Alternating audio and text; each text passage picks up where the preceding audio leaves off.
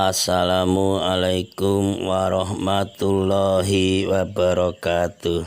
Selamat berbahagia jamaah ngaji tafsir Al-Quran dengan referensi kitab tafsir Al-Ibris Mu'alid Mbah Kyai Haji Bisri Mustafa Rembang dengan sanad Mbah Kyai Haji Samsul Mu'in Khalid, pendiri dan pengasuh Pondok Pesantren Darul Amin Jajak, Banyuwangi, Jawa Timur. Semoga berkah.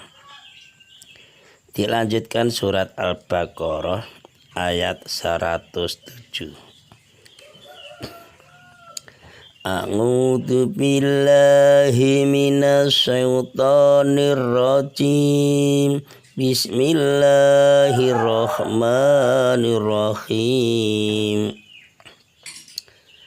Alam ta'lam anna Allah lahu mulku samawati wal ard wa ma lakum min dunillahi min wali wala nasir. Alam ta'lam, ana ta ora ngerti sira anna Allah ing satune Allah Ta'ala iku lahu tetep kagungane Allah mulku samawati utawi kerajaan pira-pira langit wal ardi lan kerajaan bumi. Wa malakum wa malan ora ana iku lakum kagungane Allah min dunilai sangi saliyane Allah min walin utawi saking kang nulungi wala nasir lan ora ana kang membela atau nulungi. Keterangan surat Al-Baqarah ayat 107 dengan tema nasak di dalam Al-Quran. Ayat 107, Allah Subhanahu wa Ta'ala itu menjelaskan bahwa Allah mempunyai kerajaan langit dan Allah mempunyai kerajaan bumi. Ya, dengan kata lain bahwa langit dan bumi serta seluruh isinya ya kita juga, benda mati, benda hidup, semuanya itu tunduk di bawah kekuasaan Allah. Nah, Al-Quran itu juga makhluk, itu juga tunduk. Maka kita tidak usah menghina, menyalahkan Al-Quran kok dinasak gitu. Kalau sudah tunduk di bawah kekuasaan Allah, di bawah perintah dan larangan Allah, oleh sebab itulah Allah berkuasa pula untuk menasak hukum dan untuk menetapkan hukum yang lain itu menurut kehendak Allah. Ini betul-betul gak main-main ini. Apabila menurut pertimbangan Allah ada manfaat bagi seluruh manusia, seluruh hambanya, karena hukum yang lama sudah dipandang tidak sesuai lagi, gak cocok sesuai periode dan masanya, ya, maka Allah memberikan penegasan kepada orang-orang Islam, pada kita kaum muslimin dan kepada generasi kita, bahwa Allah lah yang memberikan pertolongan dan bantuan kepada kita, kepada muslimin. Hanya Allah yang memberikan pertolongan dan bantuan. Sudah tegaskan tadi ayat ini. Oleh sebab itu, orang-orang mukmin, orang-orang muslimin dilarang mempedulikan orang-orang Yahudi. Di situ yang mengingkari perubahan hukum itu masalah nasak. Orang Yahudi hanya mengecek-ngecek saja. Al-Quran dinasak, dirubah-rubah. Maka dari kita orang Islam tidak usah menanggapi, tidak usah ditanggapi. Biarkan saja itu. Nah, betul itu. Jangan dipedulikan, jangan dihargai, jangan ditanggapi. Sebab orang-orang Yahudi Itu mengingkari hukum, menghina, perbuatan memang begitu. Ya, sikap orang-orang Yahudi yang demikian itulah sedikit pun tidak akan memberikan mudarat atau bahaya kepada orang mukmin. Kita nggak usah nanggapi, nggak usah pengaruh kita pada orang-orang Yahudi seperti itu atau orang lain selain orang Yahudi. Kok ngecek, kita nggak usah nanggapi. 108 ayat 108. Allah mencela sikap orang Yahudi. Sikap orang Yahudi ya sikap pokoknya yang seperti orang Yahudi, siapapun yang di situ menghina orang-orang Islam. Mengapa menghina? Karena adanya penasakan hukum. Ya, penasakan hukum itu karena perintah Allah. Dicela oleh Allah itu. Biasanya orang itu tidak suka, itu suka mencela. Al-Quran dinasak. Gitu. Itu orang Yahudi sak bolo-bolonya, sak golongannya. Siapapun pokoknya. Kita jangan ikut itu. Allah menyindir orang-orang seperti orang Yahudi di situ. Suka mengejek, suka mengingkari. Disindir. Duh, apakah kamu ingin mengulang perbuatan nenek moyang kamu? Nah, kamu itu mereka orang-orang Yahudi, yaitu mengemukakan persoalan-persoalan kepada Rasul. Sebagaimana nenek moyang mereka menanyakan sesuatu kepada Kanjeng Nabi Musa alaihissalam. Ini.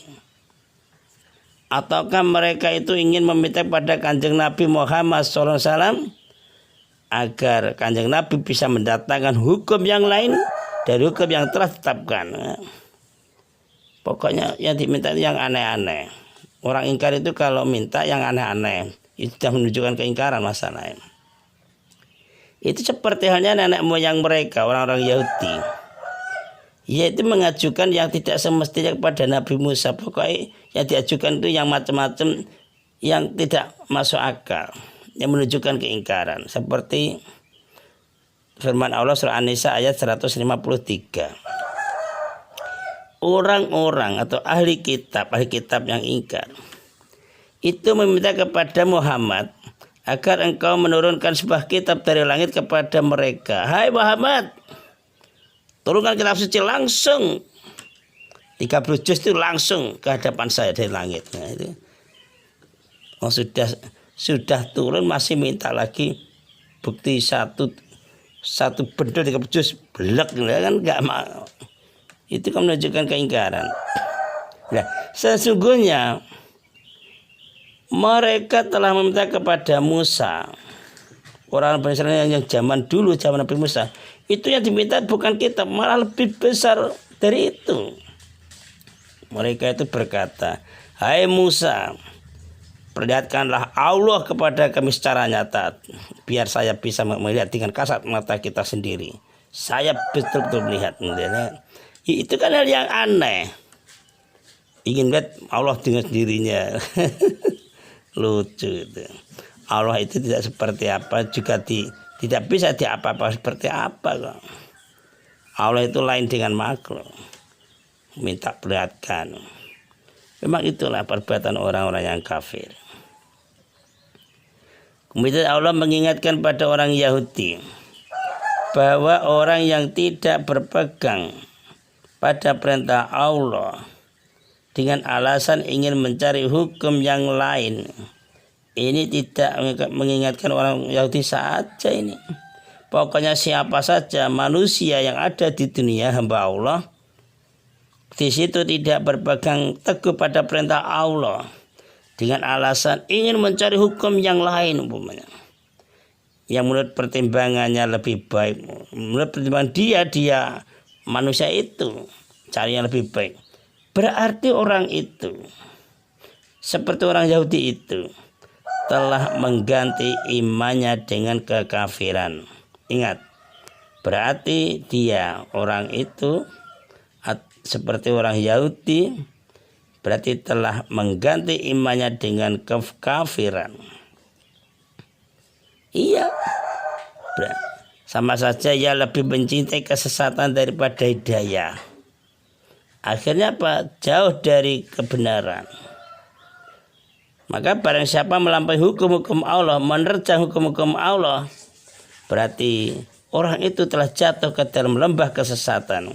Kalau sudah lembah kesesatan, sudah jatuh ke situ, jelas itu jaminan neraka, itu jelas. Tidak ada yang menolongnya.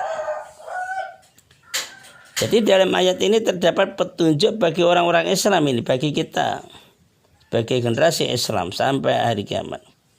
Yaitu gini, agar kita orang Islam selalu mengerjakan apa yang diperintahkan Rasul. Ya, para sahabat, para ulama, para mbah kiai, pengasuh pondok pesantren, tokoh-tokoh agama. Memang ilmu itu yaitu ada pewaris. Jadi kita orang Islam mengerjakan perintahnya Pak, perintah Rasul, para sahabat, ulama, dan menjauhi segala larangannya. Nah, itu harus menjauhi larangan-larangan, meminta sesuatu di luar ketentuan hukum yang sudah ada. Enggak usah macam-macam contoh. Saya mau beriman, Musa, syaratnya aku ingin melihat Allah di depan mataku. Saya ingin melihat dengan kasat mata nyata Allah di depanku. Nah, itu termasuk melampaui batas. Ada lagi, hai Muhammad, turunkanlah wahyu kitab suci Al-Quran, 1 gemblengan 30 juz langsung di hadapan saya dari langit. Nah, itu kan hal yang macam-macam melampaui batas. Kesimpulan 1, penggantian isi ayat oleh Allah tidak dapat diingkari kejadiannya atau terjadi, tidak bisa diingkari. Kenapa? Masalah itu kan termasuk dalam kekuasaan Allah. Kalau sudah kekuasaan Allah, kita tidak saya ikut campur. Manut aja lah. 2, segala sesuatu yang diperintahkan pada seorang Rasul pasti ada manfaatnya. Itu pasti. Oleh sebab itu haruslah dilakukan, dilaksanakan. Kita melaksanakan. Dan segala sesuatu yang dilarang itu pasti juga mengandung kemudaratan, kebahayaan, kecelakaan, kerugian. Oleh karena itulah kita harus menjauhi. Itu rumus, yakin rumus kehidupan itu. Kalau diperintah ada manfaatnya, kalau dilarang ada kerugiannya. 3, umat Islam dilarang mempersoalkan sesuatu yang akan memberatkan diri mereka sendiri. Tidak usah memberatkan diri kita sendiri. Pokoknya sekuat-kuatnya menjalankan perintah Allah lewat Rasulnya, para sahabat, para ulama, dan menjauhi segala larangan Allah yang sudah diajarkan, yang sudah dibagikan lewat Kanjeng Nabi, para sahabat, ulama, dan ustaz-ustaz kita. Itu sudah cukup. Insya Allah tambah berkah, amin. Assalamualaikum warahmatullahi wabarakatuh.